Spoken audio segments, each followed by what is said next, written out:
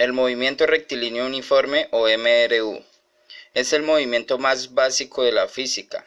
Prácticamente dice que un cuerpo se mueve de un lugar a otro y esa distancia que recorre se llama desplazamiento y la vamos a representar con la letra X. Cualquier distancia en estos movimientos va a ser representada con la letra X a una velocidad que la vamos a llamar v, que es constante. Quiere decir que esa velocidad nunca va a cambiar, siempre se va a mover a la misma velocidad y en un tiempo determinado. O sea que ese movimiento lo va a hacer en un tiempo que ya está determinado.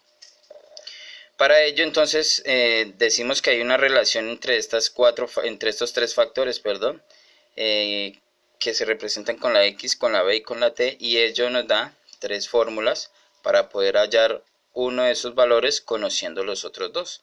Entonces me dicen que la distancia es igual a multiplicar la velocidad por el tiempo, la velocidad es igual a dividir la distancia con el tiempo y el tiempo es igual a dividir la distancia con la velocidad, teniendo en cuenta que el desplazamiento, la distancia es X, el tiempo es T y la velocidad es V o V chica. Los ejemplos o los ejercicios que se van a plantear aquí van en forma de problemas, en el que nos dan una situación, unos datos y nos piden hallar uno de los factores. Entonces en el primer ejemplo dice que un ciclista viaja con una velocidad constante de 30 metros sobre hora. ¿Sí? Entonces nos están dando el valor de la velocidad, que son 30 metros sobre hora. Y tarda en llegar a su destino 2 horas. Si hablamos de horas, estamos hablando de tiempo. Quiere decir que nos dan también el tiempo. ¿Cuánta distancia habrá recorrido? Pues nos piden hallar una distancia que es X. Si nosotros aplicamos la fórmula que dice que X es igual a velocidad por tiempo, vamos a reemplazar los valores. Velocidad vale 30 y tiempo vale 2.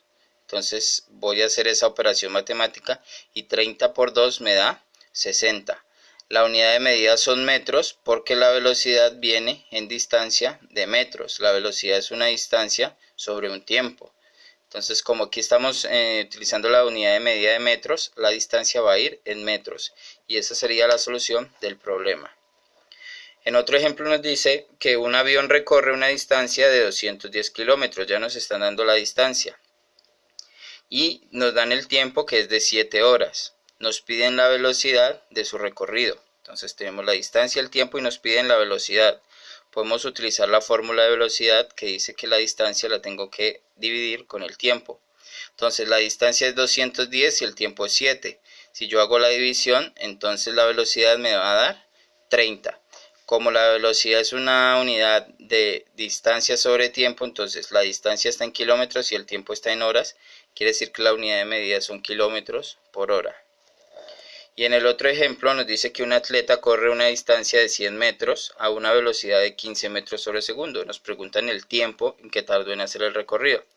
Nos dan la distancia y la velocidad y nos piden hallar el tiempo. Utilizamos la fórmula de las que están arriba y decimos que la distancia se divide con la velocidad. 100, que es la distancia, sobre la velocidad, que es 15, nos da 6.6 segundos. ¿Por qué segundos? Porque la unidad de velocidad está medida en segundos, por eso se pone segundos. Si aquí hubiera horas, pues pondríamos horas.